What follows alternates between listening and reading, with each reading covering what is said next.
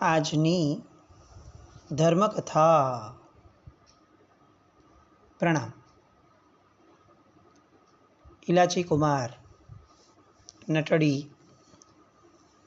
રાજા વિનાતટનગરના અને રાણી ચારેયના કેવળ જ્ઞાન, ચારેયને સુવર્ણ કમલ ઉપર બિરાજમાન કર્યા અને હવે મુખ્ય પ્રધાનપણે ઇલાચી કુમાર કેવળ જ્ઞાની થઈ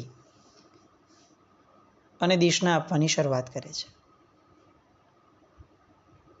દેશનાની અંદરમાં આ સંસારના રાગની વિચિત્રતાઓ, આ સંસારની વિષયાંતતા, એ વિષયાંતતાના કારણે સંસારનું થતું ભવભ્રમણ, આ બધી વાતોને વેધક રીતે વર્ણવે છે. કોઈ કેવળ જ્ઞાની દેશના આપતા હોય ત્યારે કેવી આપતા હશે, એ આપણા માટે ફક્ત કલ્પનાનો વિષય છે. આમ બહુ સામાન્યથી વિચાર કરીએ તો અત્યારે અવેલેબલ ગુરુ ભગવંતોની અંદરમાં આપણે ઘણી બધી વાર આવું તારણ કાઢતા હોઈએ કે આ મહાત્મા આ બાબત જ્યારે લે ત્યારે એકદમ પ્રિસાઇઝ પરફેક્ટ લેતા હોય છે. આ મહાત્મા સંવેદનશીલતાની બાબતમાં એટલા જોરદાર છે કે એ લે ત્યારે આમ સંવેદનાઓ ઝણઝણે. આ મહાત્મા તર્કની બાબતમાં જોરદાર છે. આમ અનેક વર્ગીકરણ આપણે કરતા હોઈએ, પણ આ કેસમાં તો એવું છે કે આપણે છદ્મસ્ત છે અને બોલનાર પણ છદ્મસ્ત છે. એટલે આપણી આગળ સ્કોપ છે કે એક છદ્મસ્ત વ્યક્તિ બોલતું હોય ત્યારે આપણે એમના પ્લસ માઇનસ બંને કાઢી શકીએ, જોઈ શકીએ અને એના પ્લસને આપણે એલોબરેટ કરી શકીએ. કેટલીક વાર આપણે માઇનસમાં પણ પડતા હોઈએ કે ભાઈ આ મહાત્માનું પ્રવચનમાં આમાં મજા નથી કે આમાં મજા નથી. તો આ બધા સ્કોપ છે, આ બધી શક્યતાઓ છે, પોસિબિલિટી છે, કારણ કે બોલનાર વ્યક્તિ એ પણ છદ્મસ્થ છે. જ્યારે કોઈ પૂર્ણ જ્ઞાની, કેવળ જ્ઞાની, એક પૂર્ણ વ્યક્તિ જ્યારે પ્રવચન આપતું હશે ત્યારે કેવા પદાર્થો હશે, ત્યારે કેવી વેધકતા હશે, ત્યારે આપણા મનમાં પણ કેવો અહોભાવ હશે, કારણ કે કોઈ પણ વિકલ્પને સ્થાન જ નથી. પૂર્ણ વ્યક્તિની અંદરમાં આપણે શું ગોતશું? આપણે કેવળ જ્ઞાનીની તો ભૂલ કાઢવા બેસશું નહીં કે આ આમ સારું બોલ્યા, પણ જરાક આવી રીતે બોલ્યા હોત ને તો સારું લાગત, આમ થોડું ફાસ્ટ બોલે છે. આવું તો આપણે ક્યારેય નહીં વિચારીએ, કલ્પના બી નહીં કરીએ કે આપણે કેવળ જ્ઞાનીની બાબતમાં આવું ક્યારેક પણ વિચારશું. પણ તેમ છતાં આ બધું આપણી માટે એક કલ્પનાચિત્ર જ છે. આપણું એકમ ભાગ્ય છે ભરત ક્ષેત્રનું કે આપણને કેવળ જ્ઞાનીનો યોગ જ નથી. એટલે પૂર્ણ વ્યક્તિઓ કેવા હોય, પૂર્ણ વ્યક્તિઓની સાથે રહીને આપણે કેવી રીતે પૂર્ણ થઈ શકીએ, એ પૂર્ણતા કેવી હોય કે જેને જોઈને આપણને પૂર્ણ થવાનું મન થાય, આ બધું આપણી માટે સ્વપ્ન જ છે. પણ આ એક ક્ષેત્ર, એ ભરત ક્ષેત્રના એ સમયની વાત કે જે સમયે કેવળ જ્ઞાની ભગવંતો વિચરી રહ્યા હતા. અને કેવું ઉત્તમ દ્રશ્ય હશે, એ કેવું ઉત્તમ શ્રવણ હશે ત્યાંના લોકો માટે કે ઇલાચી કુમાર એક પૂર્ણ જ્ઞાની બની અને દેશના આપી રહ્યા હશે.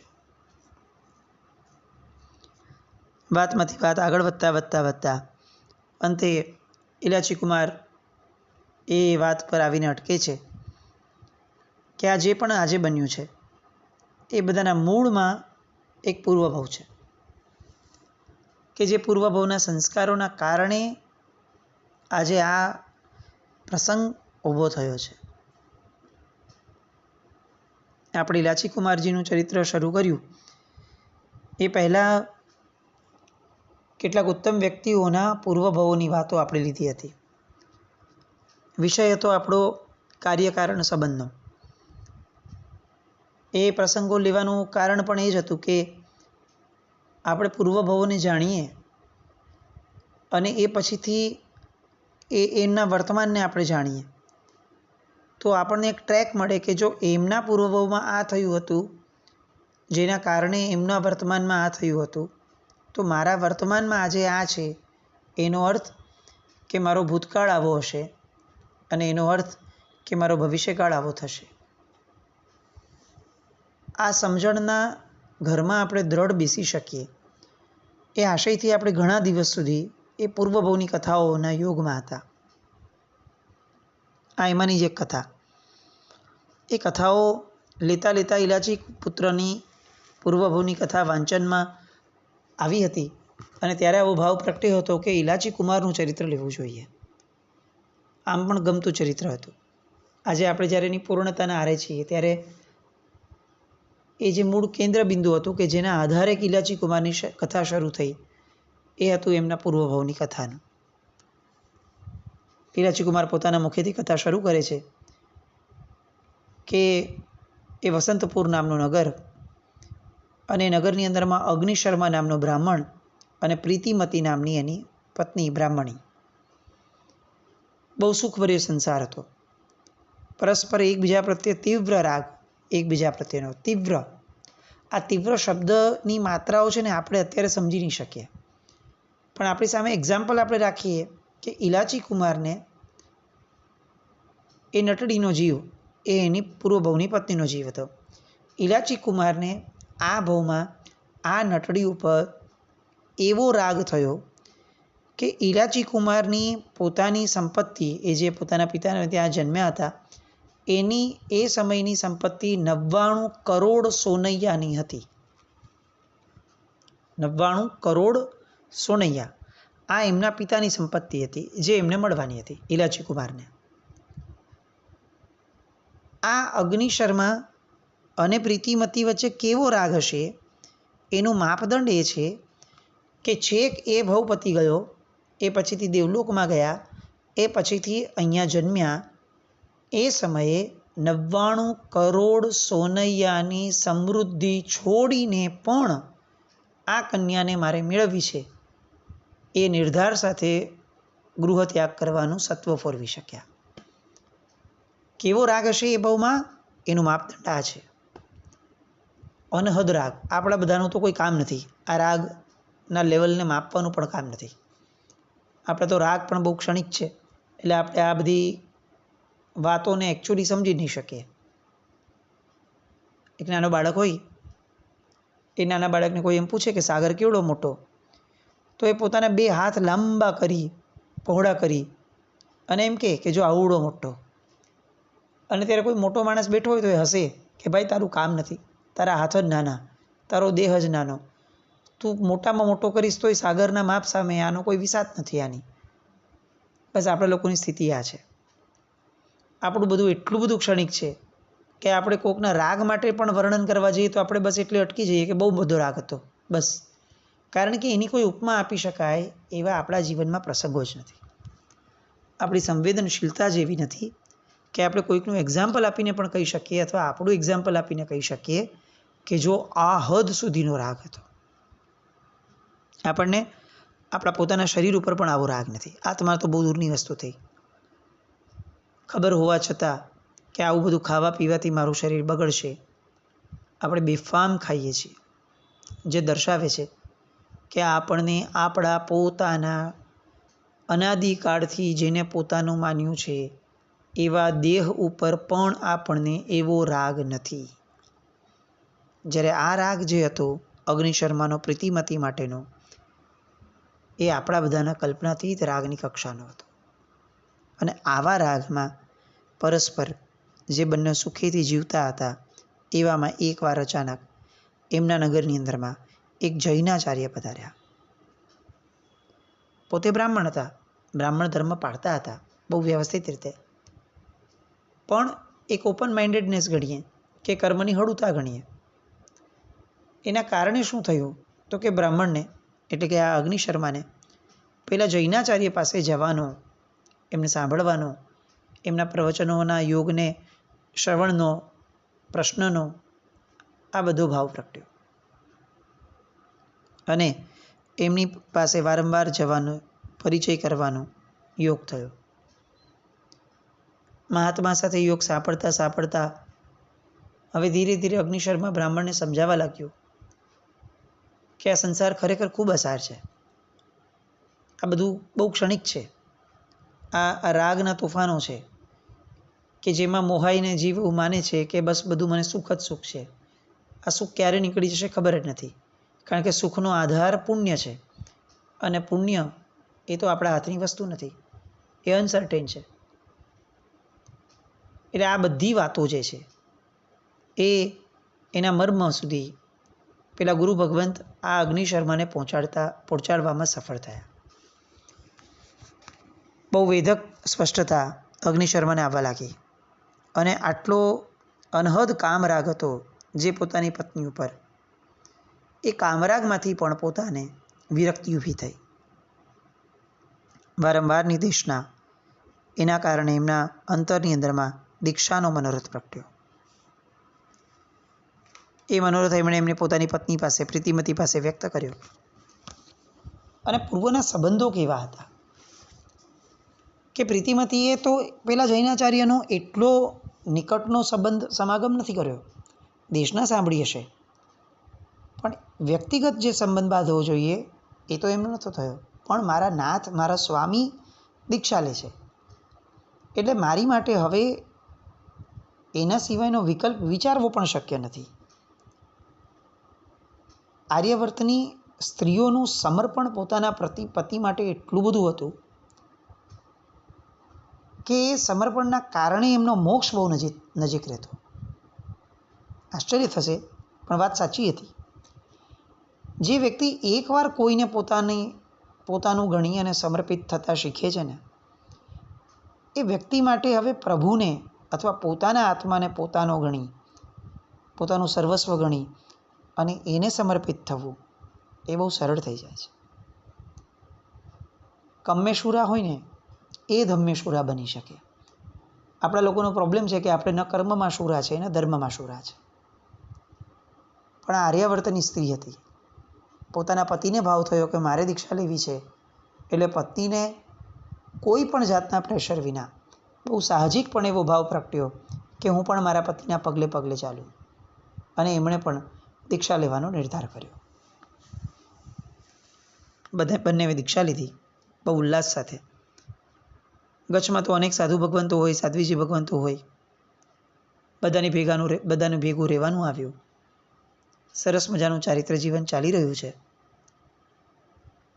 પણ સમય થોડો વીત્યો અને પેલા જે સાધુ ભગવંત છે એ સાધુ ભગવંત જ્યારે પોતાના આ પત્ની સાધ્વીજીને જોતા ત્યારે એમના જે પૂર્વ સમયના જે રાગ સેવ્યા છે એ રાગની એમને યાદ આવતી.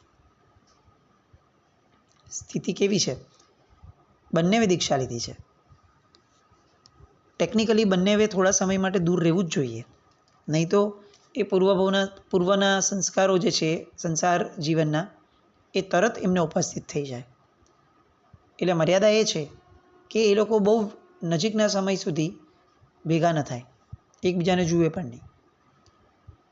પણ અહીંયા આ કેસમાં એ મર્યાદા નહીં સચવાણી. જ્યારે એ જોવાનું થતું પોતાના પત્ની સાધ્વીજીને, ત્યારે આંશિક રીતે પણ અંદરમાં રાગ પ્રગટતો. અને પછી રાગ છે એટલે વારંવાર મમડાવવાનું મન થાય. જ્યારે એકાંત મળે, જ્યારે મન નવરું પડે એટલે તરત જ એ પત્ની સાધ્વીજી માટેના વિચારો એ એમના મનમાં સતત ચાલતા રહે. આ હતી ઇલાચી કુમારના પૂર્વભવની સ્થિતિ અગ્નિશર્મા બ્રાહ્મણ તરીકેને, જે અત્યારે દીક્ષિત થયા છે. હવે આ બાજુ પ્રીતિમતી સાધ્વીજી બન્યા. સાધ્વીજી બન્યા પછીથી ગુરુ આજ્ઞા તહત્તી નામનો જે ધર્મ છે એ એમના જીવનમાં અપ્રતિમ રીતે એમણે સ્વીકાર્યો. કેમ આવું થયું? કારણ કે સંસારી જીવનમાં પતિની આજ્ઞા તહત્તી કરવાની આદત હતી. આ બહુ જ મહત્ત્વની વાત છે. જે માણસ કોઈ એકનો નથી થતો એ ક્યારેય કોઈનો નથી થઈ શકતો. અને એટલે જ આપણે ત્યાં લગ્ન વ્યવસ્થા છે કે તું ભગવાનનો નથી થયો, કશો વાંધો નહીં, ચાલ તું કોઈ એકના ખૂટે બંધા. કે આજે એકના ખૂટે, એક અપૂર્ણ વ્યક્તિના ખૂટે બંધાય છે. બંને જણા મળી અને પૂર્ણ થવાની સાધના કરજો. કદાચ એવું બની શકે કે આ જ સાધનાના આધારે ભાવાંતરની અંદરમાં એક પૂર્ણ તત્વને મળી અને બંને જણા પૂર્ણ બનવા માટેની સાધનામાં આગળ વધશો. આ આશયથી આપણે ત્યાં લગ્ન જીવનો હતા. લગ્ન જીવન પણ એક મુમુક્ષુપણો હતો. લગ્ન જીવન પણ એક દીક્ષાની પૂર્વ ભૂમિકા રૂપ હતી, અને એટલે એ બહુ પવિત્ર ગણાતા. અને જ્યાં સુધી પવિત્ર ગણાતા હતા ને ત્યાં સુધી આ ડિવોર્સ વગેરે શબ્દો આપણે ત્યાં અસ્તિત્વમાં ન હતા. પણ જ્યારથી એ લગ્નને ફક્ત ભોગવવાનું સાધન માનવામાં આવ્યું લગ્નને ફક્ત એક સામાજિક વ્યવસ્થા ગણી લેવામાં આવી, લગ્નને ફક્ત એક વ્યવહાર સમજી લેવામાં આવ્યો, ત્યાર પછીથી બધી જ આ બકડજંતરની ધારા ઊભી થઈ. અહીંયા પેલી પ્રીતિમતીને ગુરુ આજ્ઞાત હત્તી નામનો ધર્મ બહુ જ સારી રીતે પાળવાનું થયું. ગુરુ જે કે કરી લે. એમાં ગુરુ પ્રેરણા કરે કે તમે આ તપ કરો, તો એ તપની અંદરમાં જોડાઈ જતા. ગુરુનો વાત્સલ્ય, ગુરુની કૃપા જે ગણો તે તપની અંદરમાં ખૂબ આરાધનામાં આગળ વધતા ગયા. છઠના પારણે છઠ, એના પારણે અઠ્ઠમ, આમ અલગ અલગ પ્રકારની તપશ્ચર્યાઓ બહુ સાહજિક રીતે કરવા લાગ્યા. સહજ છે, તપ કર્યું છે એટલે શરીર નબળું પડવાનું, એટલે દેહ જે છે થોડો થોડો કૃશ થતો ગયો. આ વાત આ અગ્નિશર્મા જે સાધુ ભગવંત બન્યા હતા એમને જ્યારે જ્યારે સમજાય, જ્યારે જ્યારે એમને જુએ, ત્યારે ત્યારે એમના મનની અંદરમાં એક બહુ જ ખૂણે ખાંચરે વસવસો ઊભો થતો. ઓહો, આ તો બહુ પતલા થતા જાય છે, આ તો બહુ પતલા થતા જાય છે. અને એના કારણે પોતે સાધુ છે એ જાણતા હોવા છતાં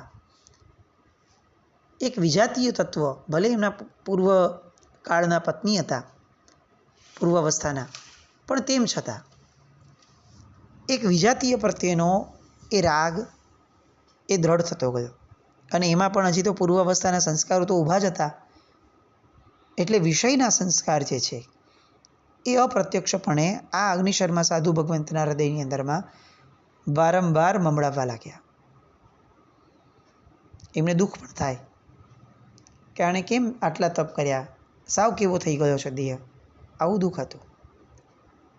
આ બાજુ પ્રીતિમતી સાધ્વીજી ભગવંત નિતાંતપણે આજ્ઞા પાલનના ધર્મની અંદરમાં આગળ વધતા હતા.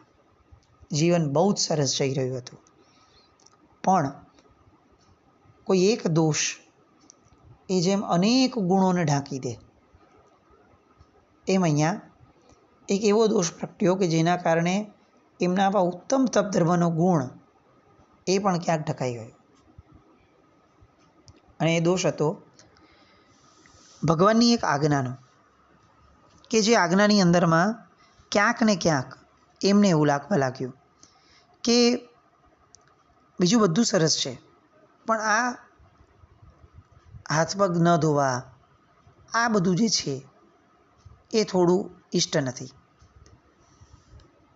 બ્રાહ્મણ કુળમાં જન્મેલા હતા, એટલે બ્રાહ્મણ કુળની એક મર્યાદા છે, એ લોકોની વિધિ છે કે ટોયલેટ વગેરે જાય, બાથરૂમ વગેરે જાય તો નાહી લે, પૂજા વગેરે કરવાનું આવે તો નાહી લે, કોઈ નબળા કુળનો વ્યક્તિ મળી જાય અથવા અડી જાય તો નાહી લે, વાર તહેવારે હાથ પગ ધોવા, નાહી લેવું, આ બધું બહુ સામાન્ય છે. કારણ કે એમના ધર્મમાં એ પ્રમાણે કીધું છે કે ભાઈ આપણે અભડાઈ જઈએ છીએ તો નાહવાથી એ શુદ્ધ થઈએ છીએ, એટલે નાહવાનું મહત્ત્વ, જળનું મહત્ત્વ બહુ જ હતું. હવે તો એ મત નથી, બ્રાહ્મણ મતમાં નથી, પોતે જૈન મતમાં છે, દીક્ષિત થયા છે, સાધ્વીજી થયા છે, પણ તેમ છતાં સાથે સવરથી સાધ્વીજી ભગવંતોમાં કેટલાક સાધ્વીજી ભગવંતો એ અલગ કુળમાંથી આવેલા હોય, અને એના કારણે શું થતું તો કે એ લોકોને ગમે તેવી સ્થિતિમાં પણ રહેવામાં કશો વાંધો નહોતો. પણ આમને એવું થતું કે આ લોકો તો નીચા કુળમાંથી આવેલા છે, એટલે એ લોકો આવો મેલાઘેલા રહી શકે છે. મને તો જુગુપ્સા થાય છે આ બધું જોઈને, મને નથી મગજમાં બેસતું.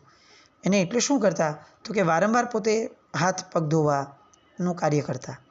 કેમ કરતા તો કે મારે આ લોકો જેવા નબળા નથી રહેવું, આ લોકો તો બધા નીચા કુળના છે, નીચા કુળમાંથી જન્મેલા વ્યક્તિઓ આવા રહે એ એમનો વિષય છે, પણ હું તો ઊંચા કુળમાં જન્મી છું, બ્રાહ્મણ કુળમાં જન્મી છું, અત્યારે સાધ્વીજી થઈ છું, મારે તો ચોખ્ખાને ચણટ રહેવું જ જોઈએ. આ વિચારધારાને એ મનમાં ને મનમાં પુષ્ટ કરવા લાગ્યા, અને બહારથી પણ એનું આ સેવન વારંવાર કરવા લાગ્યા. કેટલીક વાર સવર્તીઓ તરફથી, ગુરુની તરફથી એની વાત આવે પણ સ્વીકારી લે, પણ મનથી એ પોતાના આ કાર્યને ખોટું નહોતા ગણતા. બહારથી સ્વીકાર કરવો કોઈ પણ દોષનો, અને મનથી અસ્વીકાર ભાવમાં રહેવું, આ બેમાં મન હંમેશા ચડી જશે, અને એના કારણે શું થશે કે ભવાંતરમાં એ દોષ એ નક્કી આત્માની સાથે ભેગો આવશે જ. અહીંયા આ મિથ્યાભિમાન, આ કુળનું અભિમાન એ એમના મનની અંદરમાં ખૂબ ખૂબ ખૂબ રીતે એ ઘૂંટાવા લાગ્યો. તપ પણ જોરદાર ચાલે છે એક બાજુથી, અને બીજી બાજુથી આ કુળ મદ જે છે એનો કોઈ વિરોધ પણ મનમાં પ્રગટ નથી થતો. પરિસ્થિતિ એવી થઈ કે પુણ્ય જબરદસ્ત બંધાતું હતું, પણ સાથે સાથે આ જાતિમદ કુળમદ થવાના કારણે નીચ ગોત્ર કર્મ બંધાતું જતું હતું. સ્થિતિ એ થઈ કે અંતે બંનેવે અણસણ લીધું પોતપોતાના સ્થાન ઉપર. એકના જીવનની અંદરમાં આજ્ઞાની જબરદસ્ત સેવના હતી. તપશ્ચર્યાનો નામનો ધર્મ બહુ જ ઉત્કૃષ્ટ રીતે પડાયો, પણ આ બધા સાથે છુપી રીતે આ કુળમત જે છે એ પોષાતો, ઘૂંટાતો અને સંઘરાતો ગયો. એનું કોઈ પ્રાયશ્ચિત ન થયું. બીજી બાજુ સારામાં સારું ચારિત્ર જીવન ચાલે છે અગ્નિશર્મા સાધુ ભગવંતનું, પણ મનમાં ને મનમાં પત્ની સાધ્વીજી પ્રત્યેનો રાગ સતત ઘૂંટાતો રહ્યો, એમની હાજરીમાં પણ એમની ગેરહાજરીમાં પણ. અને એનું પણ કોઈ આલોચન ન થયું. કેવી રીતે કોઈની સામે વ્યક્ત કરવું કે સાહેબ મને આવું થયું છે, એવી હિંમત ન કરી શક્યા. એ ભાવ પૂરો થયો. પછીના ભાવમાં શું થયું અને એમાંની કઈ વ્યક્તિ કઈ રીતે ક્યાં જન્મી, એ ક્યાં નડી, એ કઈ રીતે ઉદયમાં આવી, એ બધી વાત માટે આવતીકાલે મળશું. જીને કંઈ પણ બોલાય તો મિચ્છામિ દુક્કડમ. જૈનમ